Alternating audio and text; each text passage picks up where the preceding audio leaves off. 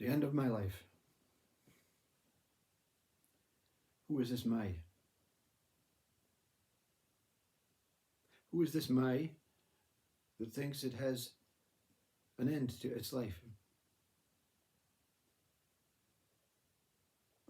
Of course, my has to have an end to its life.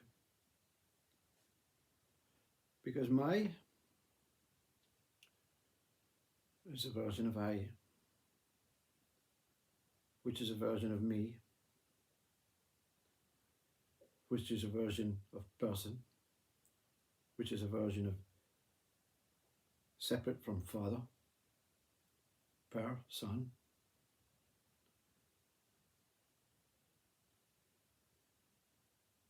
which is a version of individuality, a version of form,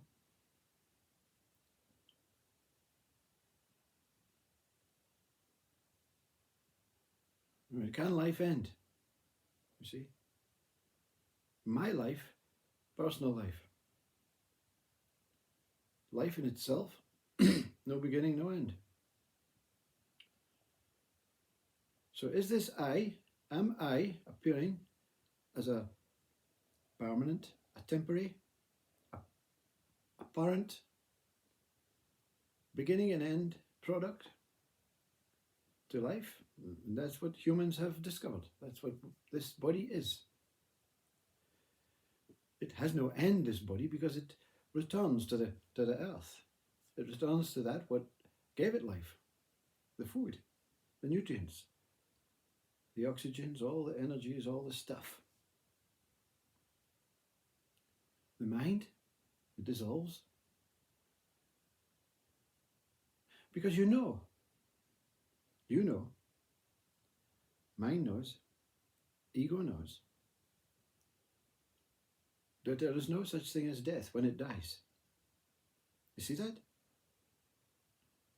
It's a very conflicting statement.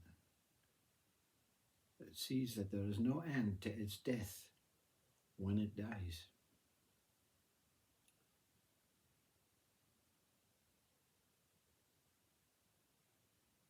Because in that moment when ego confronts its higher self, its truth, its consciousness that it thinks or it has been trying to represent, it sees it and says, oh my God, boom, I have to turn away. I cannot represent that. It knows through that death of trying, of thinking, of assuming, of guessing, it can represent something that it has never ever confronted before. And when it confronts it, it says, oh, wow, no way can I represent myself as that.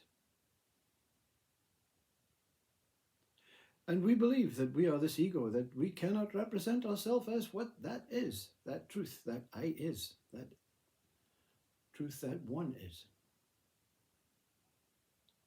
So we believe. And then we begin to hope. What is it we're hoping for? We're hoping that we can recover what we really are.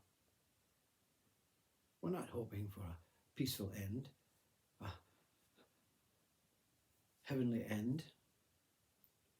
We're hoping that we can just have that moment as ego in the mirror, looking at itself, seeing itself, and knowing that it cannot reproduce the goods from that, what is beyond the mirror.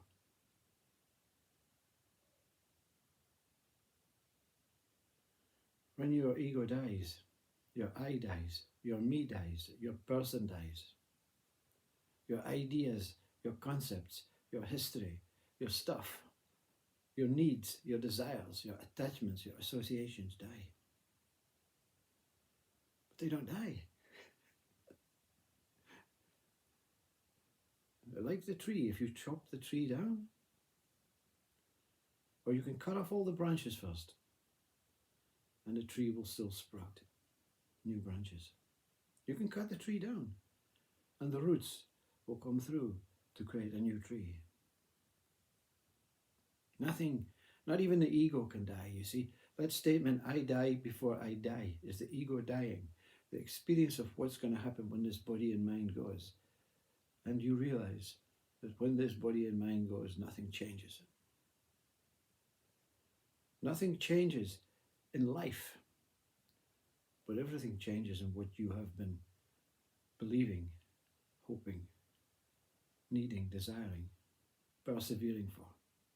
Your perception of you as an individual, as a form, as a me, as a my, as I, dies. But then it regrows. Because what Christ says in the Bible, your rebirth. There is no rebirth of your body. There is no rebirth of your mind. There's just, what is it that you do when your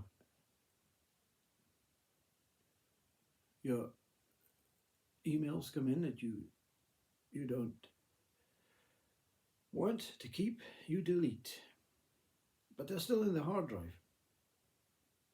It's only until you go into the recycle bin and then delete again do they leave. And even when they leave that, these computer whiz kids can say we can still recover them. And the CID are looking for a murderer, and they look at the computer history, they see that the computer history has been deleted, but there's a way, there's storage somewhere. And that's the truth with your mind.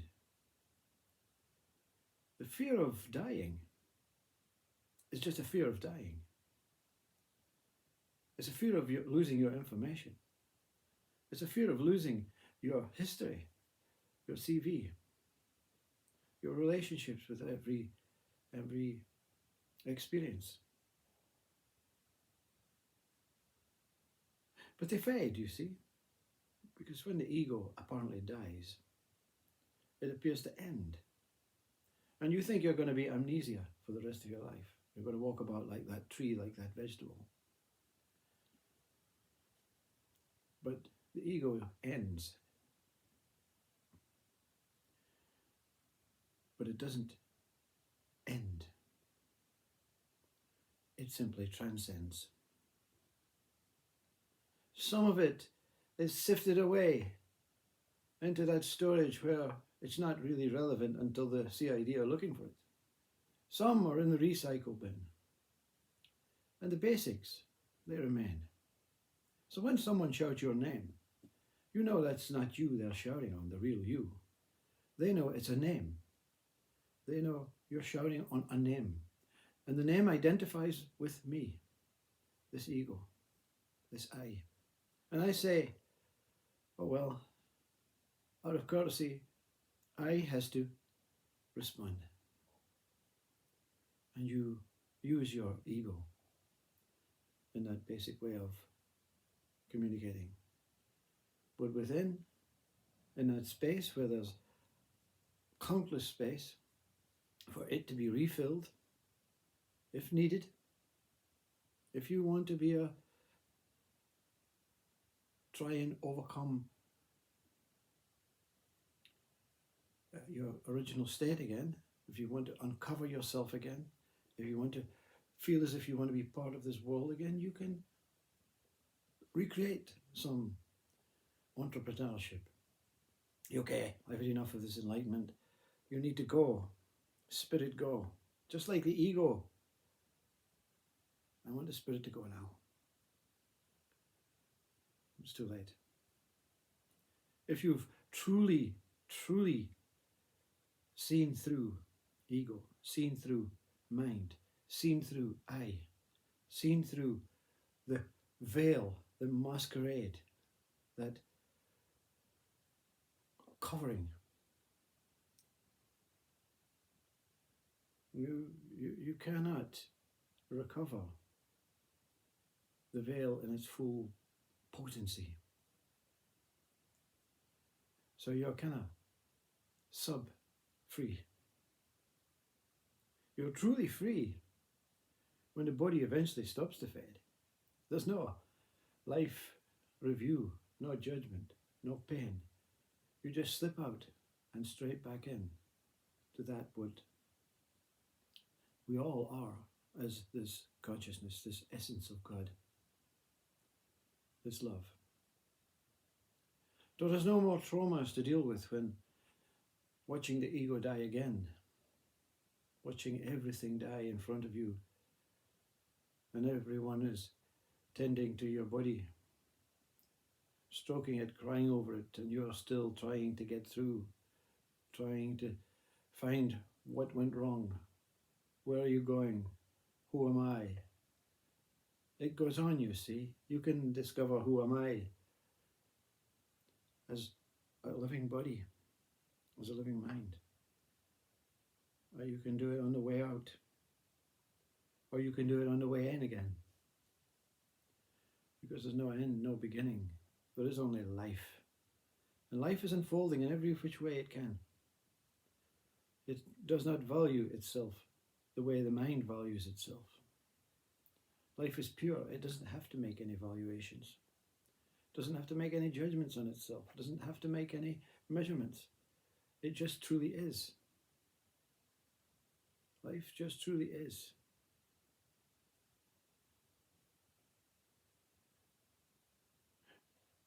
But one, whatever this is who am I leads to no answer, you see. And this no answer is not answerable for what's taking place in its life. And it's not controlling for what's taking place in its life.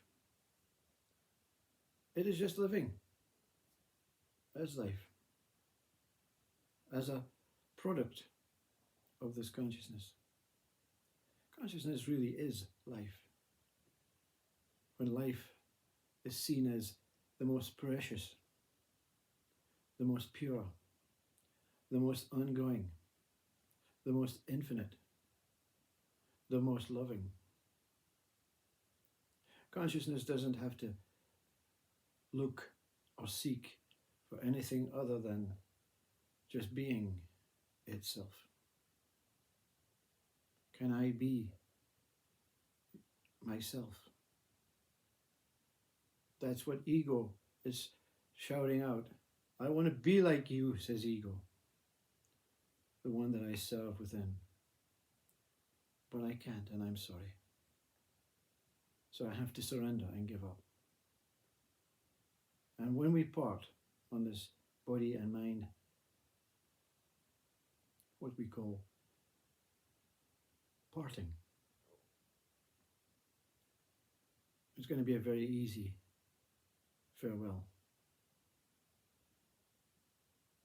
It's going to be pure, soft. And you just slip out of this dream as ego. And watch ego slip into the universe. And that what remains is that remains.